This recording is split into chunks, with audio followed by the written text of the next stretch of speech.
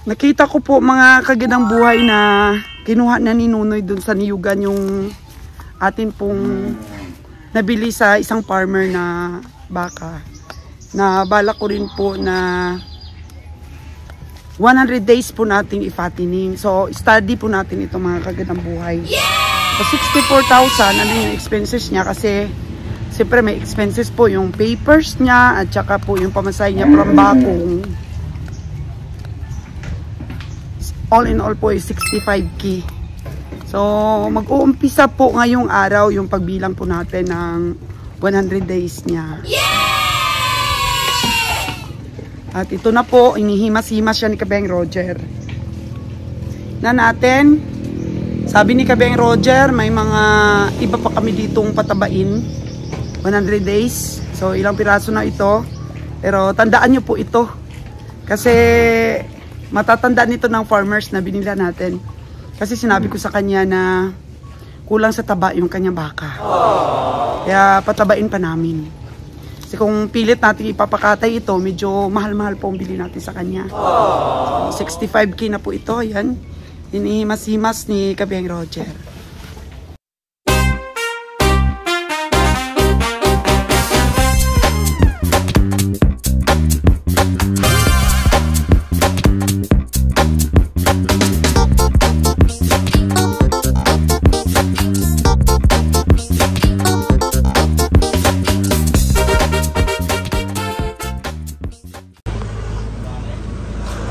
Hinihimas-himas si Kabeng Roger, oh. Anong mararating yan? 100 days from now, Kabeng Roger. Kasi lumaki siya. Kaya hindi natin yung papakatay habang isa napupuno. Tingnan naman natin yung katawan niya. Ngayon, almost pag-1 na sa akin to. Oo. Tingnan niya naman. Yung iba kasi bumabase sa tinga. Opo. Malaki daw ang tinga, malaking baka. Ito, maliit lang tinga, tingnan nyo. Pero malaki pong baka. Sinasanay natin siyang kumain ng sarili, kaya pinapatikim natin ang ating supplement na page. Ayun pala, kaya tinitingal. Oo, para sa sunod, pag nalasahan niyang masarap. Di na kailangan tingal. Kusa na siyang kakain. Oo, kusa na siyang inom. Natin to, ikakwadra, kasi isasama natin kay kay Gasol. Oo. Akala ko kay Sir Jaden yun si Gasol. Si Jordan pala yung sa kanya. Oo, si Jordan yun. Oo. Kasi di pa naka-recover ito, Kabeng Roger. Di pa naka-recover sa tagtuyot ba? Walang pakain. Mukhang ang amo kabiyahe. Amo siya, nakatali siya, nakahanap. Kasi pag medyo ang baka yung hindi mamo, sanay sa tao. Ano ba siya na? Hindi siya kakain sarili niya na. Hindi siya kumakain ng sarili niya na. Mga ilang baso ba ipapainom sa kanya ngayon para malasahan niya yung ating 4 na formula para feeds combination? Inumin natin siya. Pero umiinom siya ng tubig din, Noy. Umiinom ba siya tubig, Noy? May asin. Ito may feeds eh. Masasanay rin siyang inom, masasanay rin niyang mag-inom ng pusa. Wala pang hingo, di ba, Noy? Wala pang hingo, sobrang bata. Sobrang bata, pero ganito na siya kalaki. Tapos ng hingo, Noy. Ilan pa hingo niya? Tingnan niyo mga kagandang buhay, oh. Kulang pa sa taba, oh. Matanda na siguro, bagong ngipin siguro yan lahat. Bago siguro niya. Wala pa.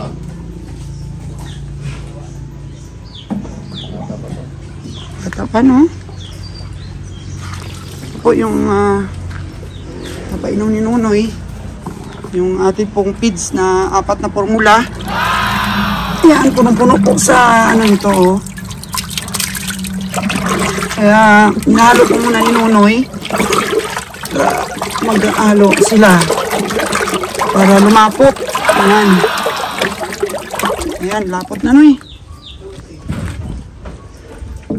Oh, yan, sandukin na ni Nunoy. Oh. Tsaka, ipainom po sa kanya. Oo. Anong gulang na da ito kabiyahe?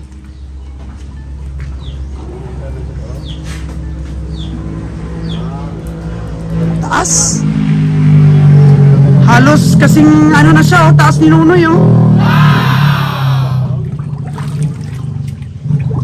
Mga 2 taon, higit. Oo. Kasi nakulangan daw sa pagkain, sabi ng farmers. Tuyot kasi talaga yung Diyan ba si, ano, yung isa? damo. Diyan. Kumain ka na, Tay? Dumating na yung mga panday ni Roger. Kumain na kayo? Kauna mo ba? Kauna? Kauna mo.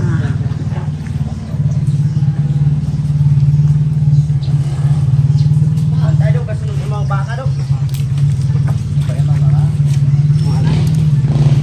Ito, pangkatay natin. Yan, no? Ganda rin ang katawan, mga kagandang buhay, pero mababa ba siya?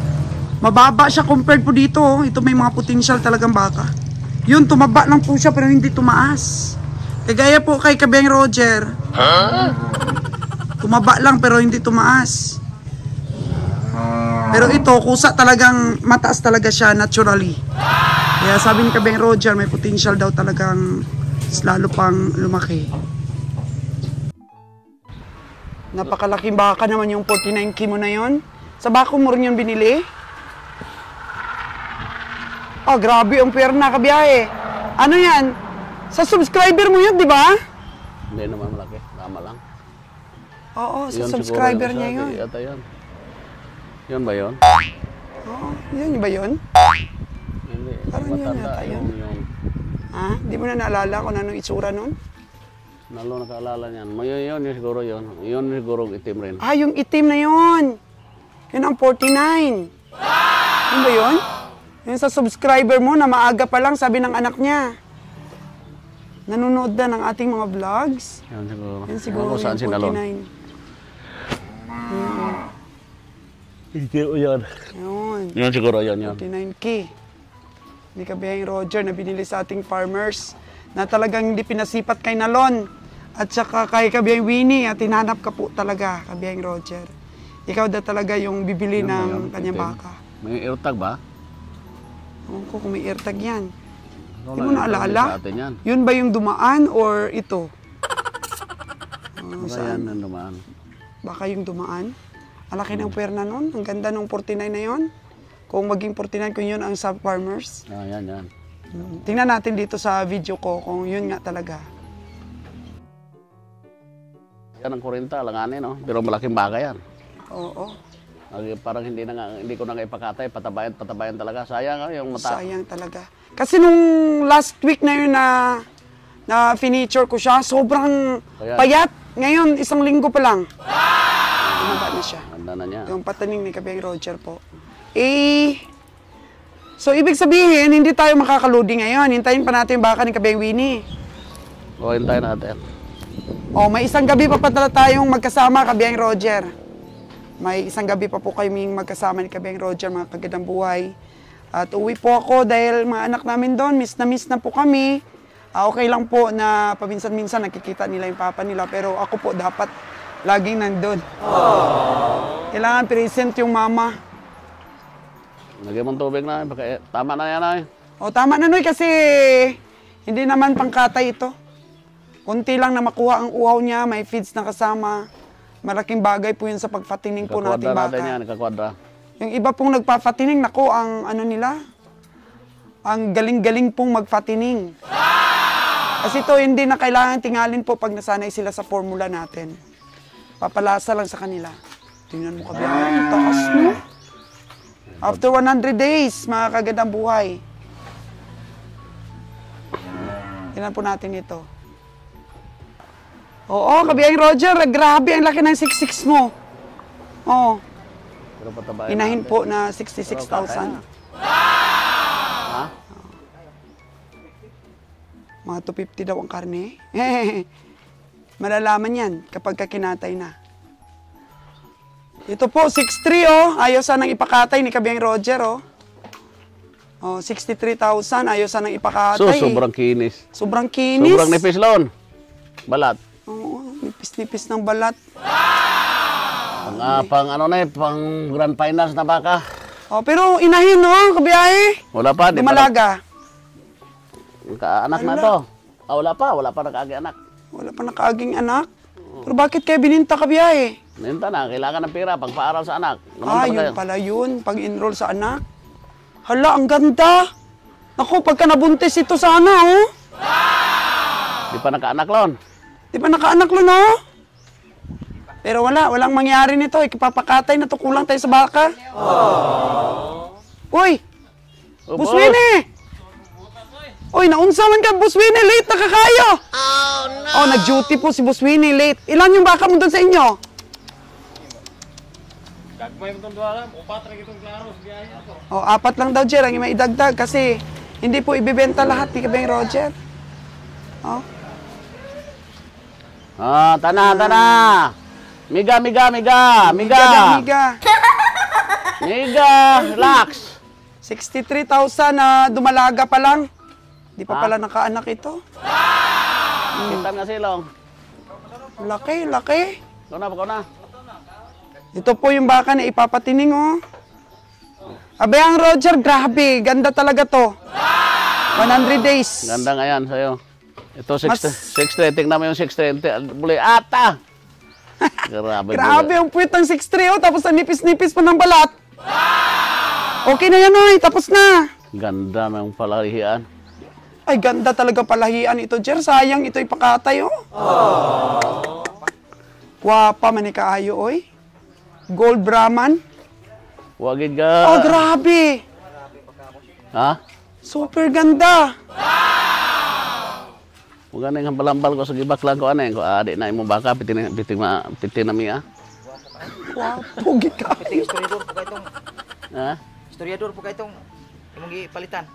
Ano, farmers ba yung binilan? Pero benta niya kasi nito. Kuandam ilang gialagaan ko nun yung makahada yung ilang gibaligya para patining. mga 100 days. 100 days din. Na inalagaan. Hala, uminom ng kusa. Lagyan tubig. Guwapong baka. Page siguro, painom niyan, page. Sobrang kinis at ang nipis ng balat. E biyahe, sulid na sulid. Wapag kayo biyahe, oh. Dirasa kayo. Grabe. Ganda palahian ito kabiyahe. Meron din man lang mga farmers na nagpapataba ng babaeng baka. Pero hindi naman masyadong mataba siya. Katamtaman ng katawan, oh. Matso yung harap. Mukhang panlalaki yung katawan, oh.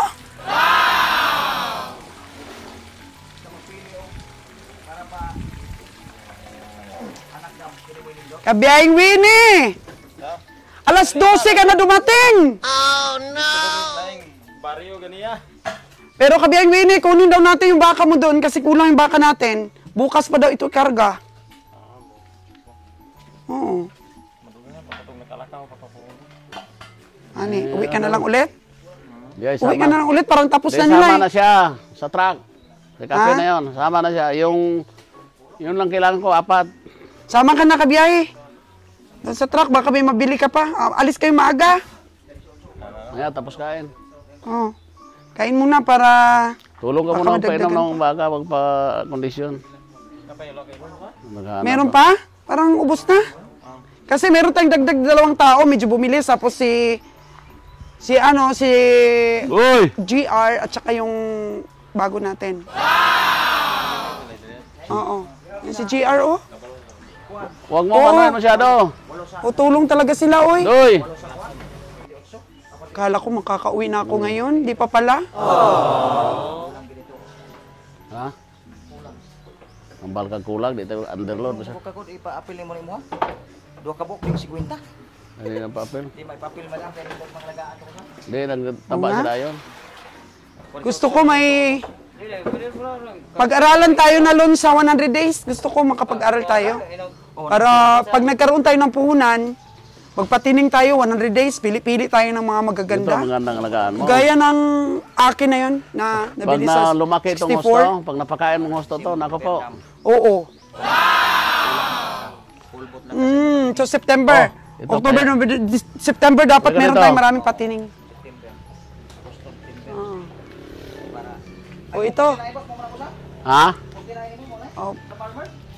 Oo, yung itim. Oo, kilala mo talaga Ito, yung sino to? Bilhin baka ito, na Lon. hindi pinasipat sa'yo ng farmers, ah. Lon, sino yung baka? 44 na. 44 yan, kabiyang dalon yan, parang ano, matamlay. Tanaw na kang busing. Painumin. Ah, kay busing ba yan? Sa kuwan din na, manuyot. Sige, penomen ang penomen. Para Grabe pakainin. ang tinga nitong bakang ito. Gwapo talaga ito, Jer. Grabe ang haba ng katawan, Jer, oh. Mas nindot pa ni sa gihatag ni boss ko. Sa Iloilo na. Oh, pero mahal naman ito. Mahal naman ito. Kini. Oh, 63 na kagad puhunan. Wag ko maglaga kan dako ko sa nindot na gamay na lang ka pa kuan. Gamay na lang ka. Baka inalagaan yan para landi, hindi naglandi. Hindi, wala pa kang anak, kay bata pa yan. Akala mo matanda na yan. Wala pa kang sungay. Upgraded na upgraded, oh. Upgraded man, pure yan. Sa Negros, nindot na magpupuntak mga baka diri. Magaganda ng mga baka ng Negros talaga. Ay dam. Oo. Kaya Galing yung ano, ang mga galing yung Suliman. Siliman. Siliman gikan to Suliman University. Nindot kayo. Siliman University. Oh. Kung gusto kang mag-alaga ka ni nindot. Paanak. Manamang kuan mo Sayang talaga ito, O Jer. hindi pag ibubo, basta-basta magbubo, dandahan. Tandahan daw. Dandahan magbubo dong, dandahan lang. Ako, baka mamatay yung baka natin na, bordadoy. Oh, no! Baka mamatay yung baka natin dyan. Dahan-dahan lang magpainom. Palandok lang, palandok. Hindi pag ibubo, pawayaan mo siyang kusang inom, wala. Wala, patay yan, patay. Para kang Hayaan mo lang siyang Tabo. ladok. example mo doon na, JR, example mo siya. Ayan si JR, pa-example ka sa kanya. Kung paano tingal. Alalay lang, alalay. Ano po ba, training natin yan. Pasasaan diretso ba't pa rin. matuto rin. Tudloy na dyan, tudloy na dyan. O, sinipat ulit ni Nalon yung 49 sa Farmers. Ano, Lon? Ano Lon, makinis? Makapamasahe ba yan? Okay, thumbs up. Shout out sa mamang farmer. Kinis, kinis! Gulang. Matanda, hindi pinabid sa iba. Kabeng Roger lang. Sayang talaga ito kabiyahe yung ganda-ganda. Ito talagang tunay na brown Brahman. Oh, minom. Minom. Ay, inumin mo, be. Minom siya. Oh? Nindot kaya ning na-inlove ako dito sa na to. Baka na to. Sayang ipakatay kabiyahe, oy. Oo, minom. Sayang ipakatay. Abot nga yung drum, oh. Abot na yung drum. Ang taas na niya, tapos dumalaga pala siya. Oh. Huwag mo lapitan, kaya di na inom yan. Kaka-inlove naman yung mga baka. Tsaka parang dumudugo yung puso mo. Nagandahan ka sa baka, tapos hindi mo naman sila pwedeng ikip dahil kulang tayo sa puhunan. Kailangan makatay. Ito po, nagpapahinga na yung ating bakang 64K. Yan. 72K talaga po ang gustong presyo nito ng may-ari. Kaso lang, kumbinsido din po siya na medyo manipis pa po talaga yung baka niya at kailangan pa pong i-fattening. Sabi ni Kabiyahe, kung pipilitin po naming ipakatay ito, may tendency po na malugi kami. Kasi hiniling ko po kasi kay Kabiyahe Roger na bilhin niya to para maging reference po dito sa vlogs natin kung paano po magpataba ng baka. Kaya sabi ko, kalagaan po muna. Pero kung pipilitin po pakatay, may tendency po na hindi po aabot sa... Siyempre may pamasahe pa po. Bali, na po siya, 72K. 72K na dapat po ang magiging presyo niya kapag pinakatay siya. So sayang naman po dahil big bones po siya, oh. At kasing taas na po siya ni Nunoy at saka ni Beng Roger. Yung puwerna po nito, pwede pong bumilog pa. Kasi ayan, ang nipis-nipis. Kaya abangan nyo po ito, mga kagandang buhay. After 100 days po na atin pong naalagaan. Para naman po dyan sa ating mga kababayan abroad na gusto po nilang mag-fattening. Kung ano po yung aabutin, kung may kita ba talaga, kung mag-fattening po ng baka. Kasi pag-aralan po namin mga kagandang buhay, mas maganda pong mag-fattening ng baka na malaki na ba. Yung kulang lang sa panaba. Yun. Kaysa sa payat na payat. Oh, no! Mas maganda pong patabain yung mukhang regular na po kaagad yung katawan. Kaysa po sa yung parang gitara na po yung katawan niya. Yung payat na ba na malnutrition. Oh, no! Siyempre kung na malnutrition po, kailangan ibalik yung mga nutrients. Matagal pa makarecover. Oh. Pero ito po, nakulang lang sa pagkain, gawa ng summer. Kaya sinabihan po ako ng isang subscriber na, Madam, tulungan mo ako, tulungan mo kami ng mga viewers mo. Mag-content ka, Madam, ng 100 days fattening. Actually, meron po siyang kasabay na ipapatining natin. Pero ito, mark po talaga ito, hindi po talaga pwedeng pakialaman po ni Kabeng Roger pag hindi po nag-reach ang 3 months. Kasi sa akin po ito, mga kagandang buhay. Meron po siyang sinabi dito sa akin, na kasabay nito, nabili po bago po ako dumating dito. Na ipapatining din niya for 100 days. Mga puti po yun at nasabit ko na po sa mga vlogs natin nung nakaraan. Pero sige po, ipakita ko pa rin para po dito lang tayo sa may puwitan. Sabi ni Kabeng Roger, 100 days din po, pero siyempre minsan may mga kakulangan po tayo sa sa pangarga. Ito, may potential po ito mga kagandang buhay, oh. Ayan po, mataba na po siya. Oo, mataba na po siya, pero kulang pa po siya sa edad. May itataba pa po siya at may ilalaki.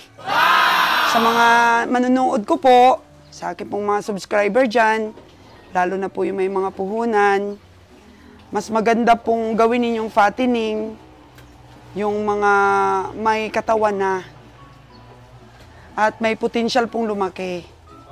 Kaysa po sa mga payat na talaga, mahirap pong ibalik yung mga nutrients na nawala sa kanilang katawan.